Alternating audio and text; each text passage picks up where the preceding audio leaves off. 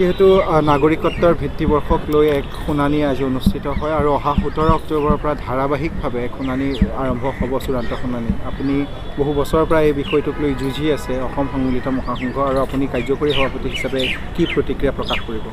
মহাসংঘৰ গোচৰটোৰ মই মূল গোচৰীয়া, আৰু আজি ধনঞ্জয় যশৱন্ত চন্দ্ৰচূড়ৰ নেতৃত্বত 5জনীয়া সাংবিধানিক বিচাৰপীঠ অনুষ্ঠিত হৈছিল আৰু এই সাংবিধানিক বিচাৰপীঠত বিভিন্ন পক্ষই বিভিন্ন ধৰণৰ বক্তব্য দিবলৈ আৰম্ভ কৰিছিল। মুখ্য ন্যায়াধীশ ডাঙৰীয়াই নিজে এটা টাইমলাইন ঠিক কৰি তেওঁ ঘোষণা কৰিছে যে 3 অক্টোবৰৰ ভিতৰত সকলো পক্ষকে নিজৰ হাতত যিবোৰ তথ্য আছে, ইতিমধ্যে যিবোৰ তথ্য জমা দিছিল, সেই গোটেইবোৰ মিলাই তেওঁলোকক সুস্থিৰভাৱে সকলো তথ্য জমা দিব কৈছে 3 অক্টোবৰৰ ভিতৰত।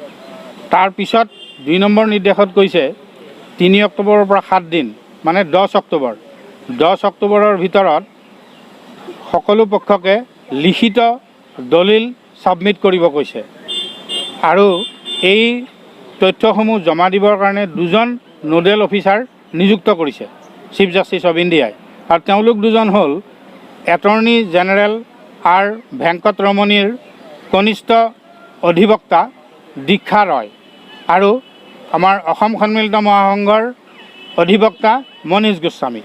এই 2জনৰ হাততেই তেওঁলোকে সকলো পক্ষই এই গোটেই তথ্য পাতিবোৰ জমা দিব লাগিব, আৰু তাৰপিছত এই নোডেল অফিচাৰ 2গৰাকীয়ে প্ৰতিবেদন ৰেডি কৰি চিফ জাষ্টিছক দাখিল কৰিব, আৰু পৰৱৰ্তী শুনানি আৰম্ভ হ'ব 17 অক্টোবৰৰ পৰা। 17, 18, 19 তাৰপিছত সুপ্ৰিম কোৰ্ট বন্ধ থাকিব, সেইকাৰণে শুনানি স্থগিত হ'ব।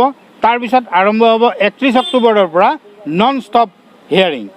গতিকে 17 অক্টোবৰৰ পৰাই মোটামুটি ইমান দিন অসমে অপেক্ষা কৰি থকা অসমৰ এই নাগৰিকত্বৰ ভিত্তিবছৰ, NRCৰ ভিত্তিবছৰ, বিদেশীৰ নাগৰিকত্ব, বিদেশীৰ সন্তানৰ নাগৰিকত্ব ইত্যাদি গোটেই বিষয়বোৰ, আৰু ৰাষ্ট্ৰসংঘৰ খিলঞ্জীয়া লোকৰ অধিকাৰ চনত অসমত কাৰ্যকৰী কৰাৰ ব্যৱস্থা কি ধৰণে হ'ব সেই সম্পৰ্কতো সুপ্ৰিম কোৰ্টৰ সিদ্ধান্ত হ'ব, সাংবিধানিক বিচাৰপীঠে দিব।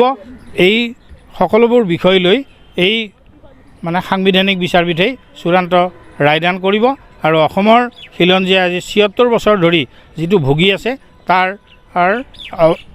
সমাপ্তি ঘটিব, আৰু এই বিদেশী বিষয়টো লৈ লেতেৰা যি ৰাজনীতি কৰি আছে সেইবোৰৰো সমাপ্তি ঘটিব বুলি আমি আশাবাদী।